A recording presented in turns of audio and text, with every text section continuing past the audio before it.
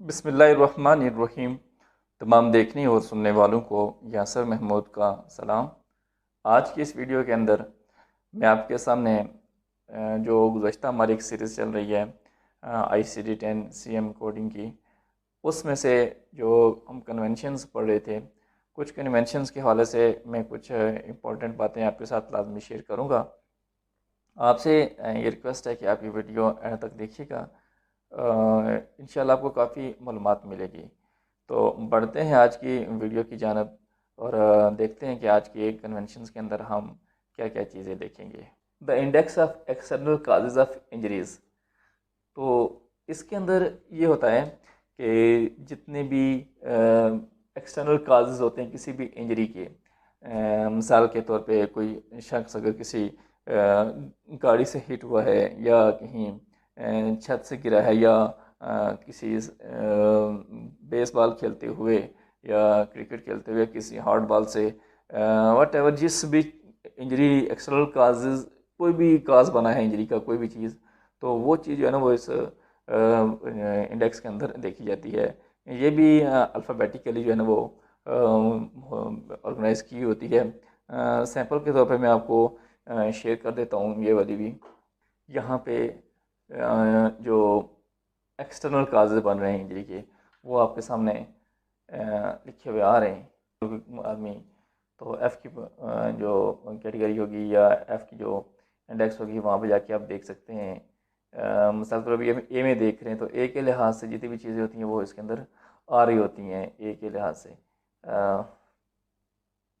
ये आपके सामने पूरी वो एक सीरीज़ चल रही है जिस तरह कि आप देख रहे हैं। पिकअप ट्रक उससे अगर कोई हिट हुआ है तो उसका लिखा हुआ है, रेलवे व्हीकल से हुआ है तो उसके लिए हुआ है। नॉन ट्रैफिक के बाद ट्रैफिक के अंदर वो चल रहा है, रेलवे व्हीकल है, ट्रैफिक मतलब चल रही है वो या खड़ी है वो, उस हवाले से ठीक है। Stationery object in truck traffic and so on. तो ये सारी चीज़ें ना वो जो एक्सटर्नल काजेज़ होते हैं इंजरी के बनते हैं वो सारे इसके अंदर जो है ना वो आपको इस सीरीज जो इंडेक्स है इसके अंदर ये मिलेगा सारा। इसके बाद आता है हमारे पास द टेबल ऑफ नियोप्लाज्म। यानी जितने भी कैंसर के जो कोड हैं वो इस टेबल के अंदर आ रहे होते हैं। फिर वहाँ पर भी इसको कैटेगराइज किया जाता है।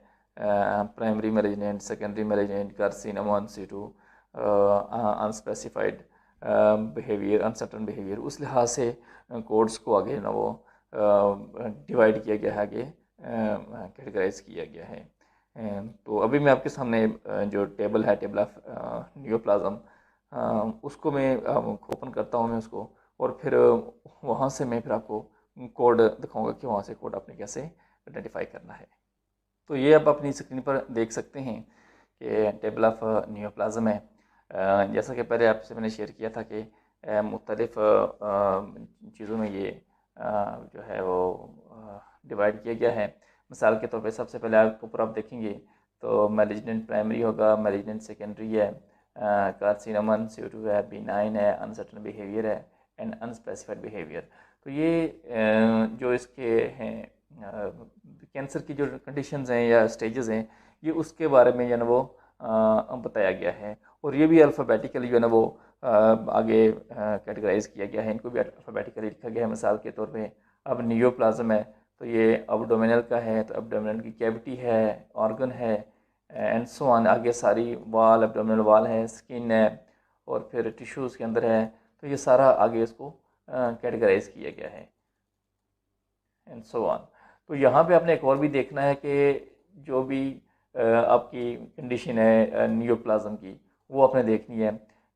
यानी अगर वो एब्डोमिनल नियोप्लाज्म है, एब्डोमेन का है, तो ऑर्गन या कैविटी जो भी है तो डिपेंड अपॉन कि उसने क्या कंडीशन दी हुई है। अगर वो प्राइमरी मैलिग्नेंट है, मिसाल के तौर पर एब्डोमिनल है, प्राइमरी है, तो उसका वाज़े लिखा हुआ है कि C80.1 ये आ रहा है। इसी तरह अगर वही एब्डोमिनल नियोप्लाज्म जो है वो सेकेंडरी है तो देन हमारे पास कोड C79.9 आ रहा है। अगर वही कार्सिनोमा इन सिटू कंडीशन है तो फिर ये 809.9 आ रहा है। एंड अगर वही कंडीशन हमारे पास B9 है तो फिर उसका कोड D36.9 आ रहा होता है। फिर अनसर्टन बिहेवियर है तो D48.9 है, और अगर अनस्पेसिफाइड बिहेवियर है उसकी अनस्पेसिफाइड बिहेवियर कंडीशन है तो फिर हमारे पास D49.9 जो है ये आ रहा होगा।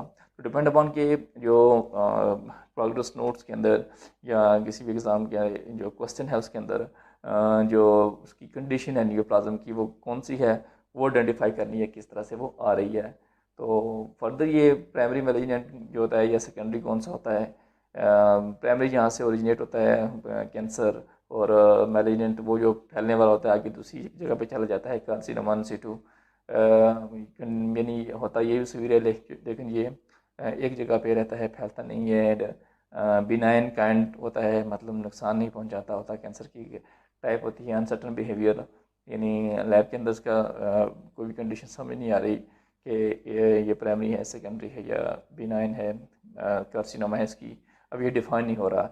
एंड ना ही अनस्पेसिफिक बिहेवियर के अंदर ये समझ लें कि डॉक्टर की साइड से प्रोवाइडर की साइड से कुछ अभी तक डिक्लेयर किया गया है कि इसकी कंडीशन कौन सी है इस कैंसर की। तो ये फिर जितने भी न्यूप्लाज्म यानी कैंसर से मुतल्लिक जो कोडिंग होती है या उसकी चीज़ें होती हैं मोस्टली यहाँ से आइडेंटिफाई होती हैं, और फिर यहाँ से आगे फिर टेबुलर लिस्ट के अंदर चीज़ें वेरीफाई की जाती हैं।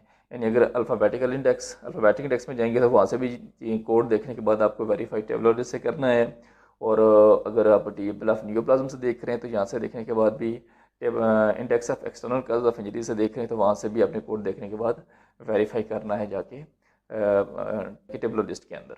यानी जो भी कोड आपने देखने अल्फ़ाबेटिक इंडेक्स से आपने देखना है, यानी इंडेक्स ऑफ डिजीज़ इंजरीज़ वहाँ से देखना है, या फिर वो कोड आपने index of external causes of injuries वहाँ से अपने कोई कोड देखा है, टेबल ऑफ न्यूप्लाज्म से देखा है, अपने अपनी जो नोयत है उसके हिसाब से उनको फिर जाके वेरीफाई करना है आके टेबल लिस्ट के अंदर। क्यों वेरीफाई करना है? क्योंकि यहाँ पे उसकी जो है ना वो कन्वेंशन हैं वो दिए गए।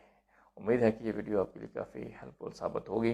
तो ये वीडियो जो है ना आगे दूसरे जो इस इंडस्ट्री के लोग हैं या जो भी इंटरेस्टेड हैं इस मेडिकल कोडिंग के अंदर उन तक लाजमी है शेयर कीजिएगा। अल्लाह ताला हम सबका हामी नासिर हो। अपनी दुआ में याद रखिएगा। अल्लाह हाफिज़।